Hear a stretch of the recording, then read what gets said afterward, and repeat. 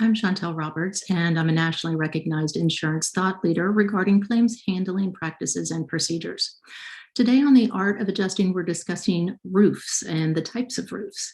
We're entering into a time of the year when a lot of windstorm claims will happen, a lot of roof claims will happen, either from hail, tornadoes, or hurricanes when we get into the summer. And it's important to know the types of roofs out there. So I'm going to share some of my screens with you in this video. Now, I always say that an adjuster has to be a Renaissance man or person or whatever the correct phrase would be. And to know a little bit about the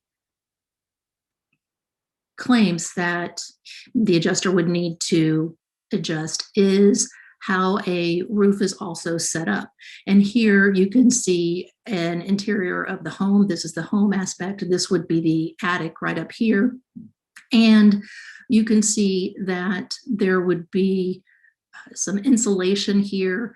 There's also the framing that goes right here. There is usually, as we'll see in another picture, some weather barriers that go here. And then you've got your asphalt shingles, which is what most homeowners are probably familiar with.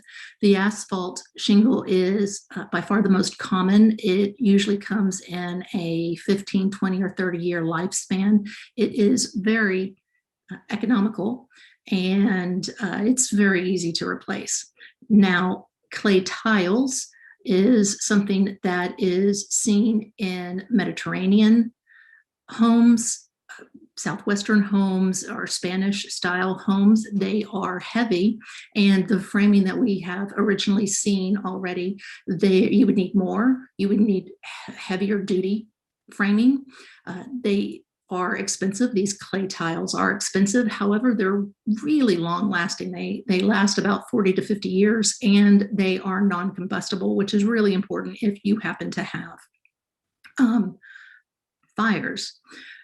Another very common roof type for homeowners and sometimes for businesses would be the metal roof. And in this metal roof, you can see here, this is the vapor barrier that I was telling you about.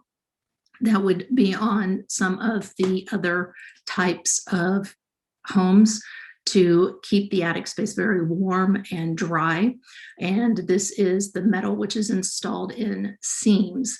Now, metal roofs are resistant to extreme weathers. They're long lasting, they are recyclable, but they could have some corrosion issues. They could be expensive, but again, they're very long lasting about 40 to 75 years. So that is an incredibly long time. Now, there are other types of homeowner roofs, such as slate or wood shakes, and those are really kind of rare. I'm not going to get into them, but talk to your appraisers or your team leaders, your managers, if you want to know more about those kinds of things. Now, a lot of businesses have flat roofs, and this leads to an increased likelihood of leaks because the water can pool. These flat roofs are actually kind of a misnomer because there is a slight slope, which would allow water to run off, but it's almost imperceptible. A lot of the commercial structures have a built-up roof or a bituminous roof, and we'll look at this real quick. This happens to be a very close-up of a roof with a bituminous cover, and what you can see here, though, is what makes it special is it is as it sounds. It is a layer of asphalt or tar, and then some kind of semi-flexible membrane of some kind of felt or fabric, which is usually called a pile. Then the final layer is gravel or pebbles. This lasts about 15 to 30 years, And for flat roofs, this is good because you can walk on it without damaging the roof or the shingles. However, it is not very energy efficient. And if it gets old and weathered like this, you can see where there's been a hailstone that has gone all the way through some of the piles and the layering because it has gotten brittle. You can also see that it is installed in seams. This is, again, a very close-up picture, so you can't see the whole roof, but this is one seam, and this would be another seam that the built-up roof would have. Now, you can also have a membrane roofing, and this is usually called a thermoplastic roof membrane. You'll also hear it called a PVC or polyovinyl chloride or a TPO, a thermoplastic polyolefin, and even the ethyl propylene diene monomer, which is EPDM, also called the rubber roof. These are extremely durable and they can be quite energy efficient because they can be heat resistant, and if they're white, they can reflect the UVs off of the building, lowering utility cost.